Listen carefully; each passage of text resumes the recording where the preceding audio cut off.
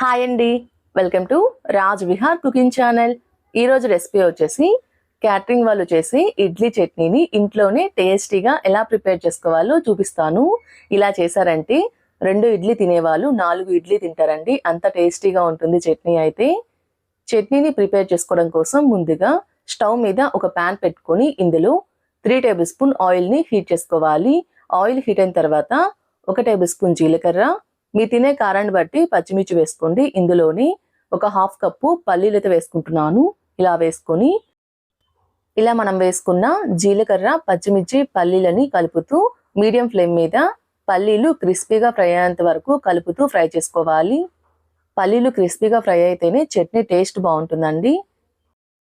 ఇలా కలుపుతూ medium flame మీద పల్లీలు క్రిస్పీగా ఫ్రై అయిన తర్వాత ఇప్పుడు ఇందులో ఒక 1/2 కప్పు పుట్నాల పప్పు అయితే వేసుకుంటున్నాను. ఇందులోని 1 ఇంచు అల్లాన్ని కట్ చేసుకొని వేసుకుంటున్నాను. అలానే కొన్ని కరివేపాకు రెబ్బలు, కొంచెం పుదీనా అయితే వేసుకుంటున్నాను. ఇందులో కొంచెం చింతపండు కూడా వేసుకోవాలి. చింతపండు మరీ ఎక్కువ వేసుకోవద్దు, కొంచెం అయితే సరిపోతుంది. ఇలా వేసుకొని వీటి మొత్తాన్ని కలుపుతూ మరొక నిమిషం పాటు ఫ్రై చేసుకుంటే సరిపోతుంది.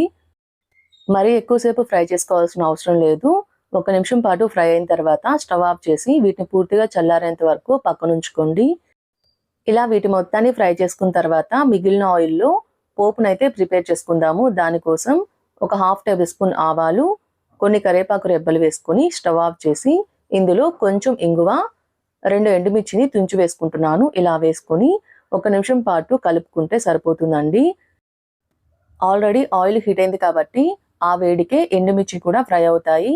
ఇలా కలుపుకున్న తర్వాత ఇలా రెడీ చేసుకున్న పోపునైతే పక్కనుంచుకోండి. ఇప్పుడు ఒక మిక్సీ జార్ తీసుకొని ఇందులో మనం ముందుగా ఫ్రై చేసుకున్న పల్లీలు, పుట్నాల పప్పు, పచ్చిమిర్చి ఉన్నాయి కదండి, వాటిని అయితే వేసుకుంటున్నాను. ఇందులోని ఒక చిన్న ఉల్లిపాయని కట్ చేసుకొని వేసుకుంటున్నాను. అలానే మీ టేస్ట్ సరిపడినంత సాల్ట్, కొంచెం కొత్తిమీర కూడా వేసుకొని దీనిపైన మూత పెట్టి ఫస్ట్ వీటి మొత్తాన్ని గ్రైండ్ చేసుకోవాలి.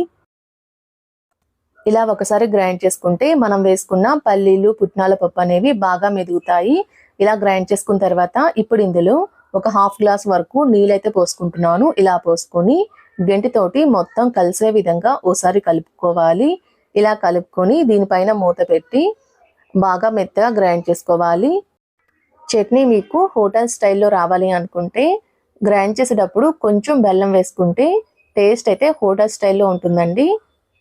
ఇలా గ్రైండ్ చేసుకున్న చట్నీని ఒక బౌల్లోకి ట్రాన్స్ఫర్ చేసుకోవాలి. ఇప్పుడు ఇందులో మనం ముందుగా ప్రిపేర్ చేసుకొని పెట్టుకున్న పోపు ఉంది కదండి, దాన్ని అయితే వేసుకుంటున్నాను. ఇలా వేసుకొని మనం వేసుకున్న పోపు అనేది చట్నీ మొత్తంలో కలిసే విధంగా కలుపుకోవాలి. ఇలా కలుపుకొని ఇలా రెడీ చేసుకున్న చట్నీని వేడివేడి ఇడ్లీలోకి సర్వ్ చేసుకుంటే టేస్ట్ అయితే చాలా బాగుంటుంది. మీరు కూడా ట్రై చేసి ఎలా వచ్చిందో నాకు కామెంట్ చేయండి. మా వీడియో మీకు నచ్చినట్టయితే లైక్ చేయండి, షేర్ చేయండి, మా ఛానల్ని సబ్స్క్రైబ్ చేసుకోండి. Thanks for watching.